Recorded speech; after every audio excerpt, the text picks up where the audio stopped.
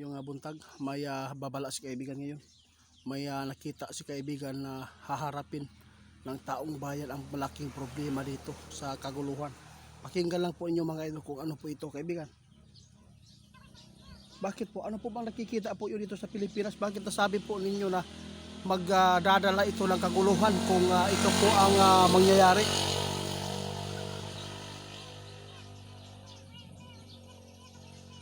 Diyos ko, ito ang nakikita po ninyo na mangyayari sa Pilipinas.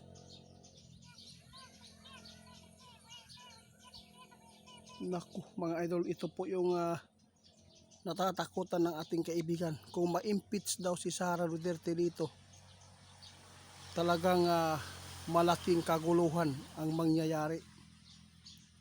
Mayroon pong kalalagyan po daw talaga ang ating presidente dito. Kayo na lang mga idol magpasya kung paniwalaan ninyo itong video na to. Kung paniwalaan po ninyo itong nakita ng ating kaibigan, dahil po nababahala talaga sila sa nakita nila sa kanilang kaharian. Oo nga, humihingi po si kaibigan ng tawad Hindi na sa namin ito ipapaabot. Pero talagang gusto ng ating kaibigan mga idol na malaman po ng lahat para po masumpa ito at masupla. Sana hindi ito mangyayari mga idol. Kung ma-impeach si Sara daw mga idol, talagang magkakaroon po excuse me, ng kaguluhan.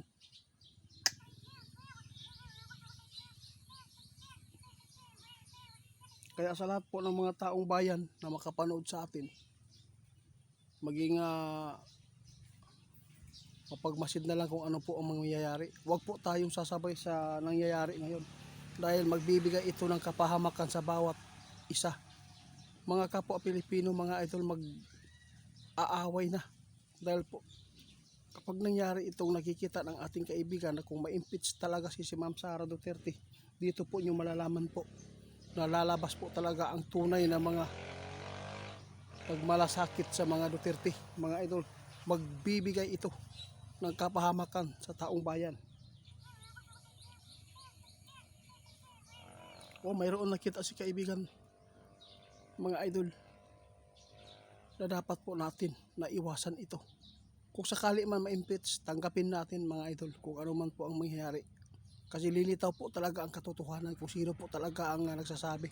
Pero wala naman pong sinabi si kaibigan mga idol na si Sara talaga totally na ma-impeach po. Pero hindi pa natin alam kung ano po ang gagawin po.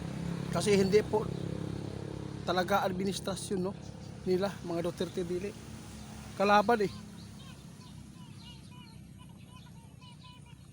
Salamat kaibigan. Ito po ngayon mga idol, kailangan na mag-ingat po tayong lahat sa mga impormasyon ng ating kaibigan, dahil isa po dito sa nakikita po natin na talagang ito po ang magbibigay po ng kapahamakan po sa tao.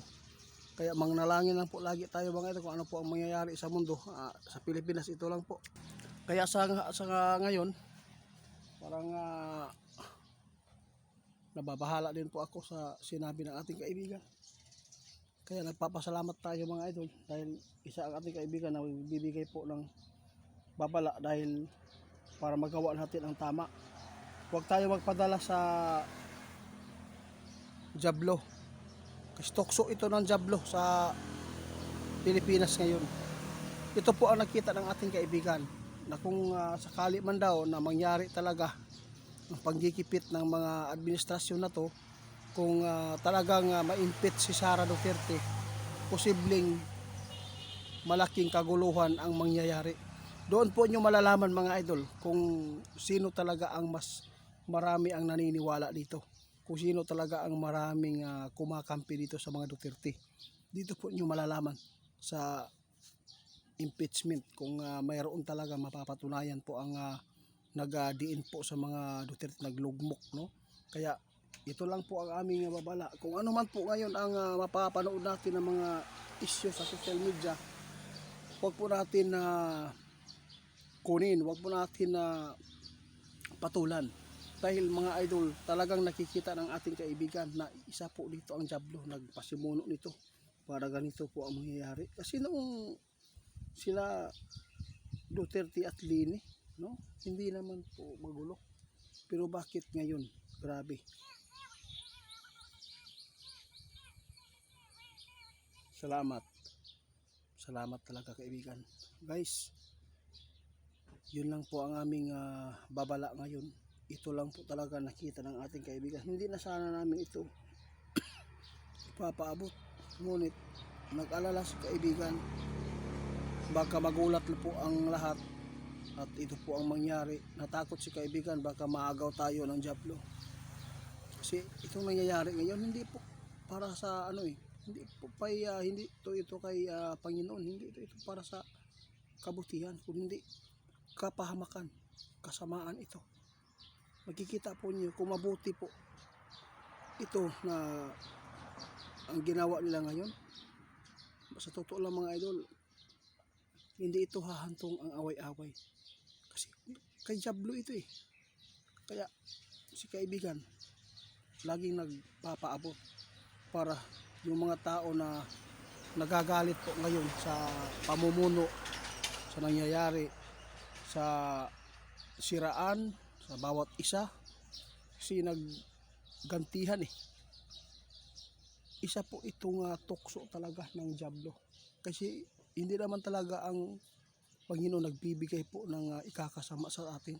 Talagang ang Diablo po. Mag-ingat lang tayo mga idol. Paki-report Ghost Hunter 88 Pants 2.0 dahil scammer po yan.